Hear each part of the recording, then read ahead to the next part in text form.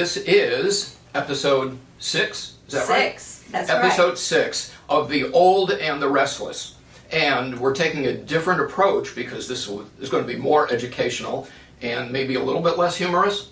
Maybe. It's a very serious matter. It's a serious matter. But perhaps most serious, everybody has a different camera angle that's their best. So we started with this because it points towards Phyllis. So Phyllis Whetzel is on my team. I'm Andy Norton. The team is called DC Homes Inc. And she is an agent on my team. But, very important, your best angle is over here. So without further ado, let's swap over here. Oh, God. We will put this down.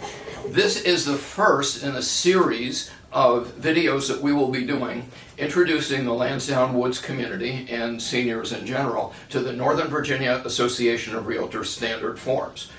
Because what we have seen, A lot of people sign forms and really don't know what they're signing.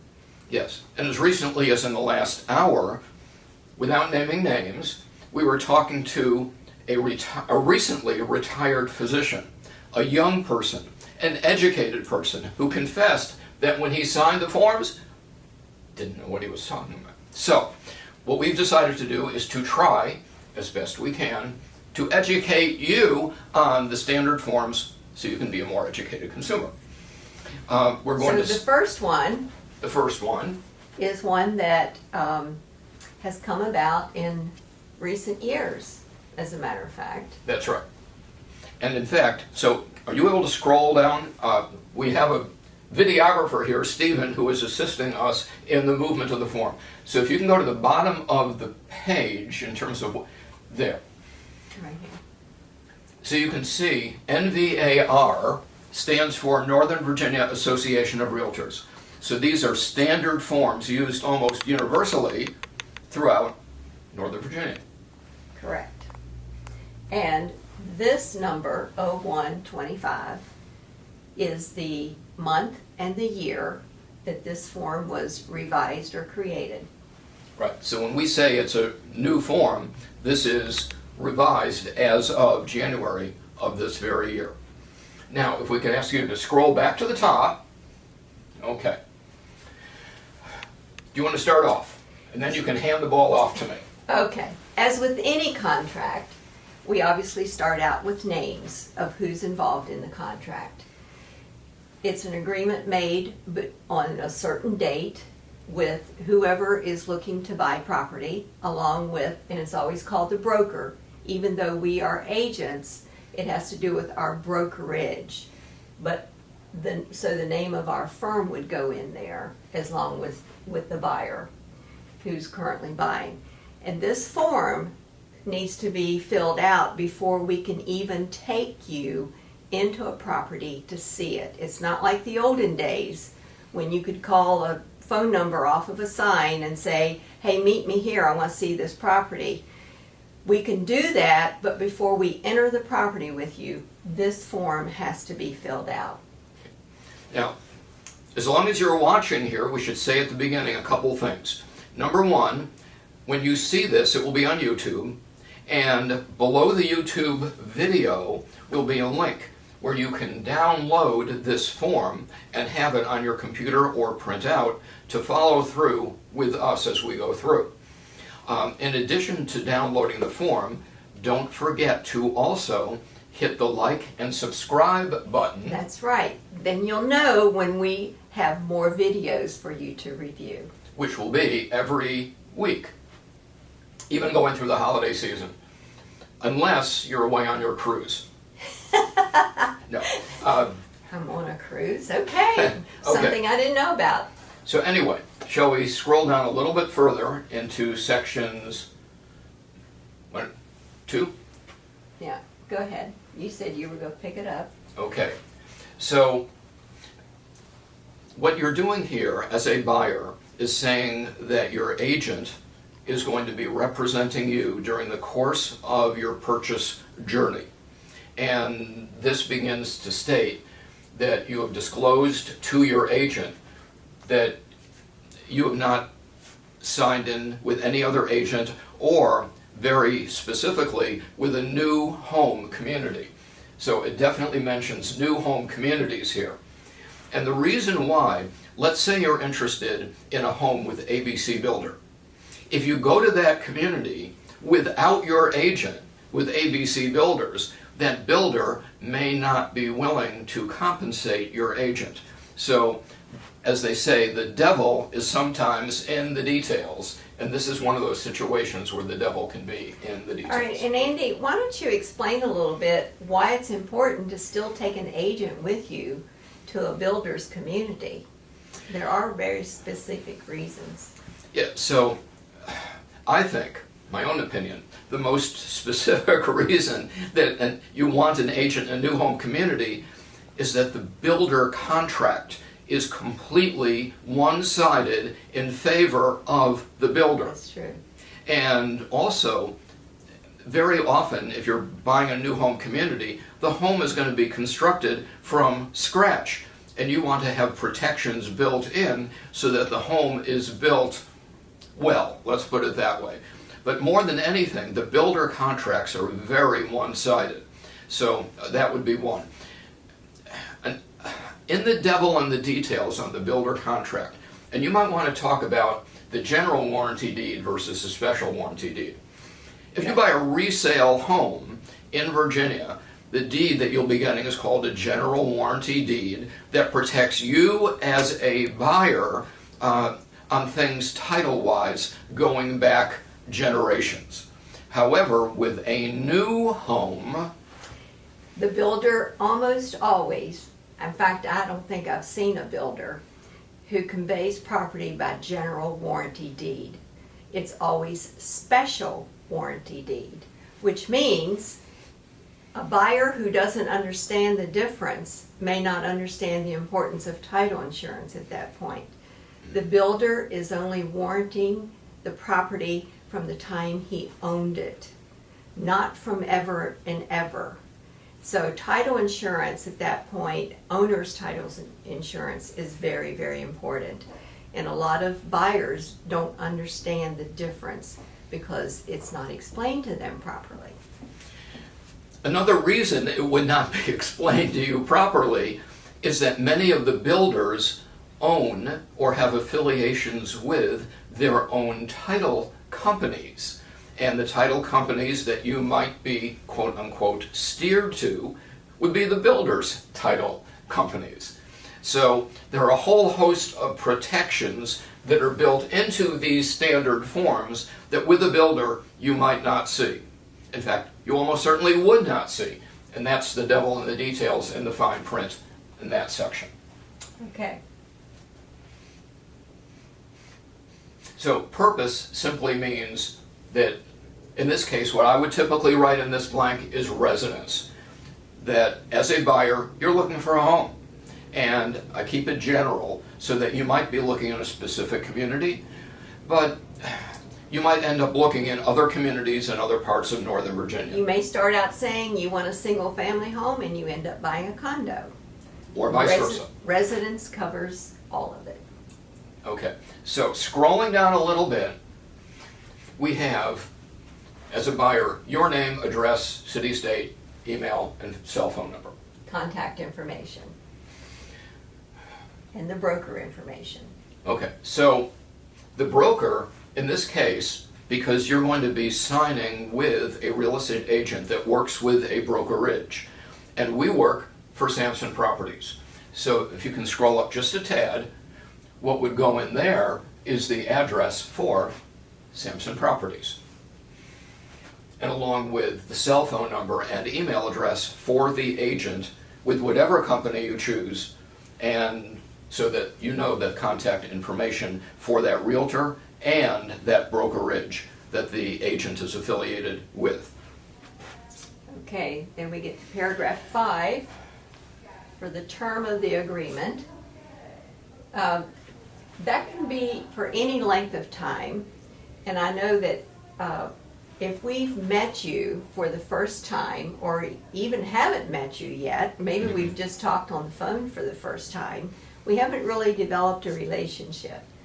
One of the things that we are willing to do is to, in order to get you into a property to see it, is to make the agreement period just for the 24 hours, the one day. And then if you decide you like us or we like you, we can make it for an extended period of time.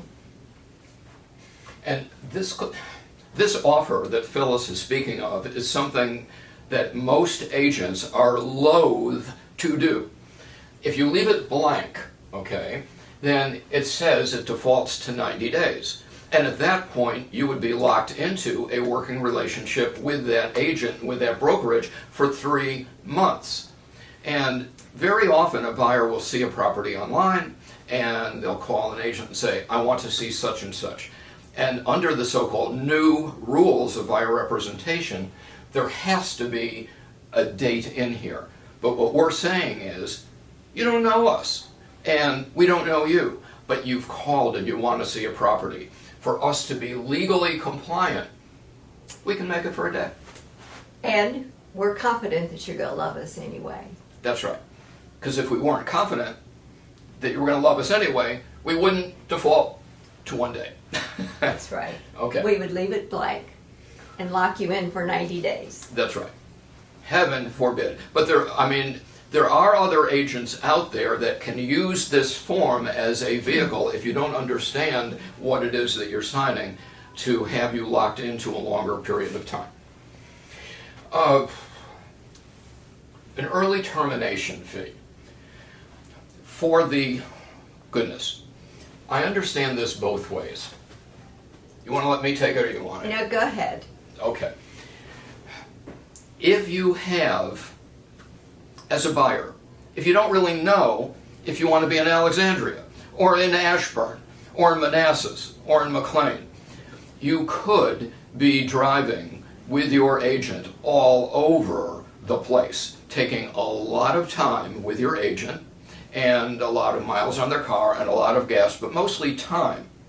And if as a buyer, you want to have a right to terminate the agreement early, and this blank is written there, so as a buyer you could terminate it early, you need to remember that what you're entering into here is ultimately a working relationship with your realtor. And yeah, you can terminate early, but if your realtor wants to put a dollar amount in there, it's because they're visualizing a situation where you could be a month down the road, or, God help everybody, months down the road, you still haven't found anything, and they've invested a lot of time with you. So your agent, depending on the duration of this agreement, may want a dollar figure in that blank. Okay, and then we get on to paragraph 6, which is what we are obligated to provide, the services we're to provide to you in exchange for getting paid to do that. We're going to perform the terms of the brokerage agreement. We're going to seek a property at a price and terms acceptable to you, the buyer. You tell us what you're willing to pay. We will help you determine what you're qualified to pay, and we will make every effort to find and negotiate that property for you. There's disclosures to be made. You want to? I was going to say, do you want to take material facts, or do you want me to take material? I can tell you're chomping at the bit. Go ahead, Okay. Andy. In Virginia, unlike some other states, material facts will only relate to the property that you're looking at, and the physical attributes of that property and things that would pertain to it. If there is a dysfunctional neighbor living next door, that is not a material fact that an agent can possibly be expected to disclose. And that part is up to you, the buyer, to seek that information on your own. This is a caveat emptor state, buyer beware. Yeah. So and you do your due diligence. So on the whole subject of buyer beware, Virginia is one of the last states in America that goes back to Old English common law. I think the Magna Carta, the whole notion of buyer beware. that the owner of a property is the lord of the land. And this goes back centuries. And Virginia has held to this. Now, I thought they were the queen of the land. Okay, go ahead. I'm sure there was. Yeah. That would be me.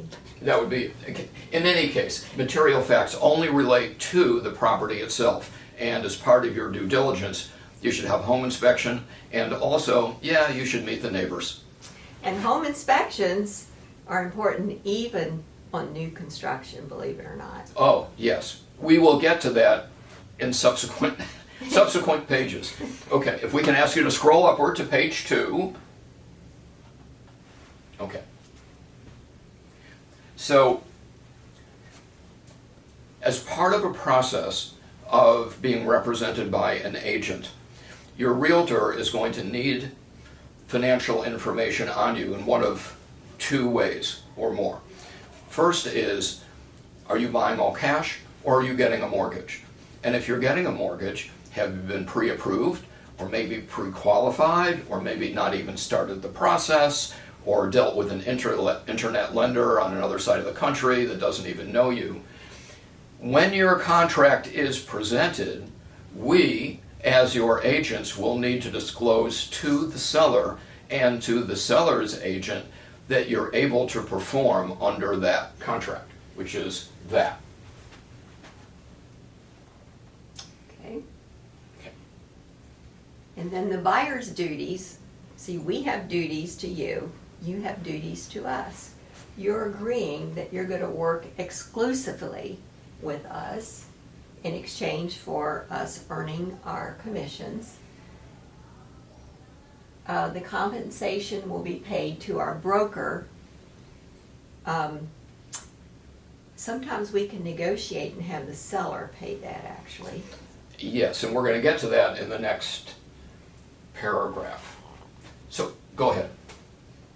I mean, this is the chomping at the bit. All right, go on, here, you start there. Okay, so in terms of working exclusively with your agent, we have had recently, in fact, a situation where we would ask the buyer, are you working with another agent? And they would say, no. Only to discover that, oh yeah, well, I did sign something with another agent and I kind of forgot about it. And at that point, if you are not working exclusively and understand what exclusively means, you could be under contract with 2 different agents, with 2 different companies at the same time. So one of the reasons we're doing these videos is that you understand the fine print in what it is that you're signing. Well, and because the case that you're talking about, this person really didn't know what they had signed. That's right.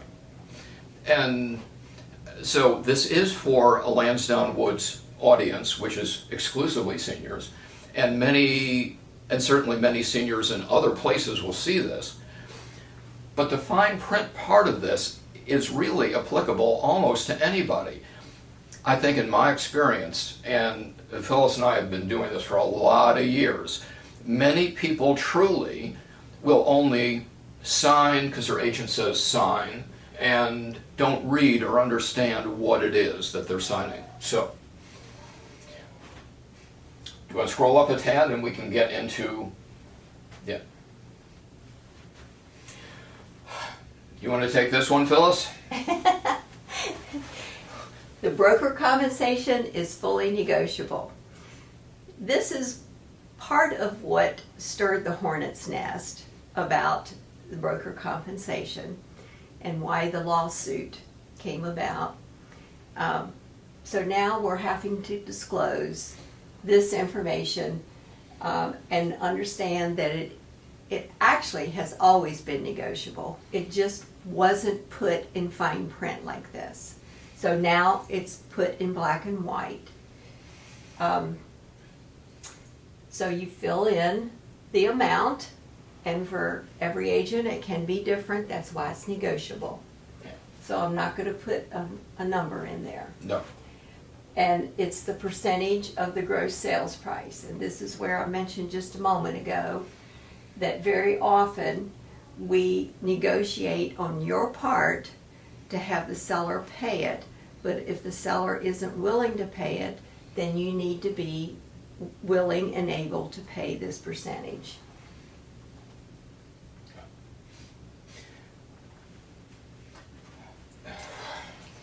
There's Okay. always exceptions. Go ahead, Andy. Okay, so most buyers don't recognize that at the end of the day, under the new rules, which I'm going to say are the post-lawsuit rules, I'm sure you heard about the lawsuits a couple of years ago, that the ultimate responsibility for payment of the compensation to the buyer's agent is with the buyer. And yes, in the vast majority of cases, and in Northern Virginia lately it's between 90 and 100% of the cases, but in the vast majority of cases, yes, the seller is paying all or part of the buyer agent's compensation. But they don't have to. They don't have to. So an important conversation for you to have with your agent is, suppose for example, you agree with your agent that you will pay X as their compensation. And if the seller says, heck no, I'm not paying anything, you need to know how much that X is, and that at closing, ultimately, you might be required to pay X directly to your broker at closing. And if you're not willing to, or able to, then you would not be proceeding with this transaction. I don't want this to be a rant, if you'll indulge me for another second on this. So,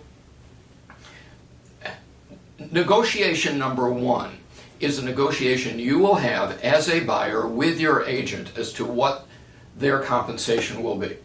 And you'll agree on a number. It could be a flat amount, it could be a percentage, it could be a combination. But you and your buyer rep will agree on their compensation. And that's negotiation one. But that's not going to be the end of the story.